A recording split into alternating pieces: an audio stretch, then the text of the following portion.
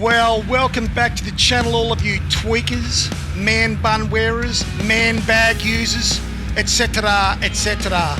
And here I am in a Holden Commodore, that's right, a Ford man in a Commodore VX supercar, racing at the Canberra 400, GMC 400 street circuit, a street circuit used for the V8 supercar calendar from the years 2000 to 2002, and this is my hometown, guys. I live in Canberra. I have done for going on 40 years now. So I didn't grow up here, wasn't born here, but moved here in my late teens, and I've never been able to escape. I put that down to the fact that I got married and had a family, and there's an absolute balls up in front of me here. Was openly criticised by teams and drivers of being way too tight a track, not enough places to overtake, etc. on the Canberra 400 track. This circuit didn't see out its full 5-year contract, only saw 3 races of its contracted 5. We'll go into that later in the video. And this is a shout out to all my Facebook buddies, particularly to you, Mr. Dale, who said that you would go nuts at your house if I did a video showing the Canberra circuit with me driving a Holden. Well, here it is, mates. I hope you're going nuts. Well, I've come a bit hot there. I've got a Tickford there on my right. I'm in front of him. But this bit here is very, very dicey. I'm likely to get hit in the backside here. Come on. Man, these are a handful to drive, these cars. Now, I am not a modern supercar driving guy. I love all historic content. I always drive cars with a H pattern shifter and a clutch, so this sequential bloody supercar bullshit is a bit of a learning curve for me.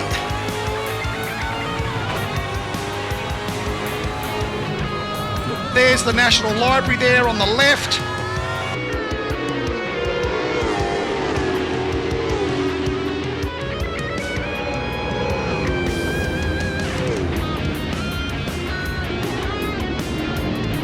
And we've got a Dodge Viper in front of us here.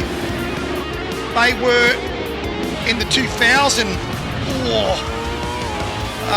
edition of the race. I can't remember if they were in the 2000. Oh, mate, why don't you stop and have a picnic? They were, I'm not sure if they were in any of the others, but they certainly were in the 2000. You will never forget the sound of those things. They were loud as hell. Couldn't actually see much of the race because of all the barriers. I remember that. There was very limited areas for actually viewing the race. I do remember that. You had to move around a lot to actually see the cars over the barriers. Oh, it's on like Donkey Kong. I'm going to take it. I'm going to take it. Oh, the Commodore. Oh, I'm on the limiter.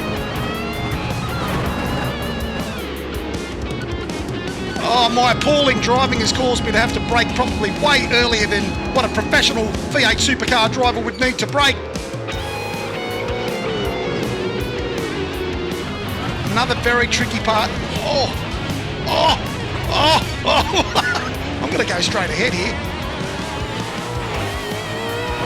A combination of me braking too hard and getting hit up the backside by that Commodore sort of pushed me off the road. I didn't have a lot of choices but to go that way.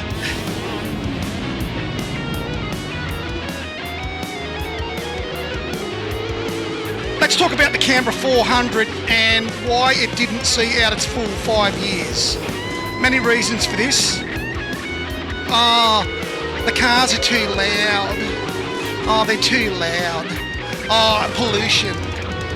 Fair enough. Say what you will about that, but there was a fair bit of opposition to have this race in Canberra. This is a very conservative town. This was held on the Queen's birthday long weekend in Australia, the Canberra calendar. Canberra is in the south of Australia. It is traditionally a very, very cold city in the winter.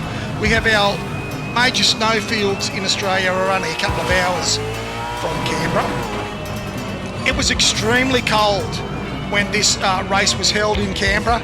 This contributed to poor numbers of people turning up to see the race.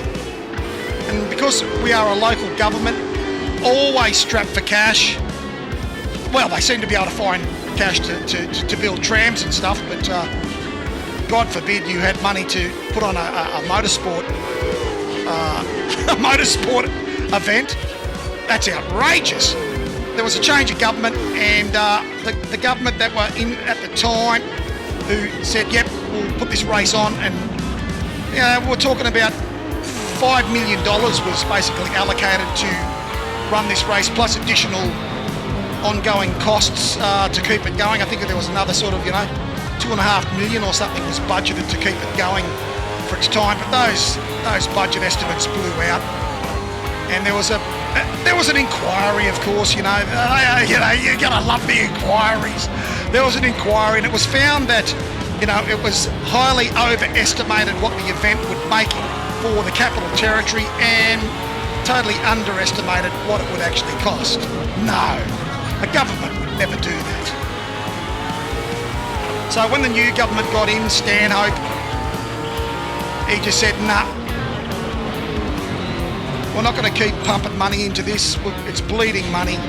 And so they broke the contract. Now, God only knows what that cost the Canberra taxpayer, because it was a contract. You don't just get out of a contract for free.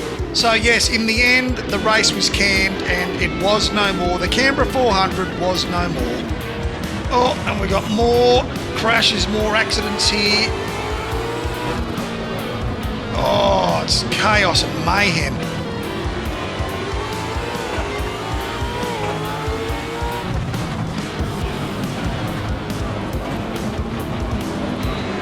This really is a tight circuit.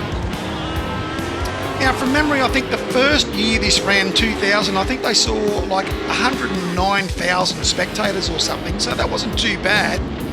But then 2001, I think there was only 89,000, and I think in 2002, which was the last year, I think they only said 50,000 people turned out or something. So it was struggling.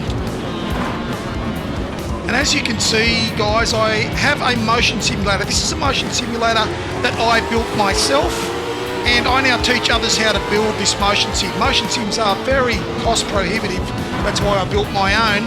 So you can subscribe to my channel, and on my channel, step-by-step tutorials on how to build this 4 degree of freedom motion sim. Everything from materials needed, fabrication, the right electronics and motors, the right software to use, the whole lot is on my channel, and you will be one happy camper if you build this. It certainly does add a wonderful level of immersion. Now, how realistic is it in this car on this track? Well, how would I know? Have I ever driven a V8 supercar? I've never driven one. Have I ever driven a V8 supercar on the Canberra 400 circuit? Of course I haven't. So I don't know how accurate this actually is in what I'm feeling in a motion sim versus what it would be like in this car. I don't know what the physics are like in those real life V8s versus the physics that have been designed in these computer cars. Same with the physics of this computer track versus what the actual track would have been like in real life. I don't know, but it's pretty damn good. It's certainly been sitting at a table with a steering wheel and pedals.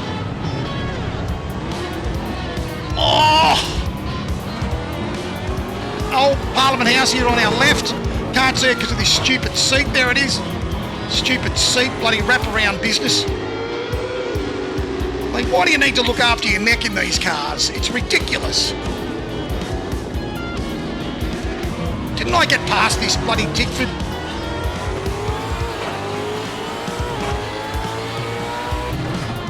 There's our new Parliament House with the massive flagpole.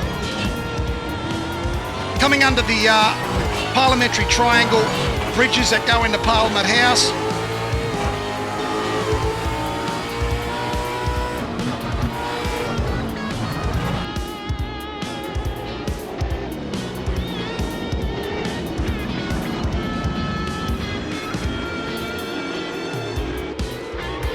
I've got Commodores lining up to pass me. And that is it, guys. I'm going to pit just up here near the National Library. I'm going to go into the pits, which were also a schmozzle. They had to be re-sorted out for the second race because they were so dangerous. The way they were set up in the first race, they nearly caused a few accidents. I think this is the original one though. Anyway, I'm going to pit, guys. I'm going to have a beer. Thank you so much for tuning in. I hope this has been a little bit of history that you've enjoyed watching. And until I see you guys in the next video, you guys stay safe, stay healthy, and take it easy out there.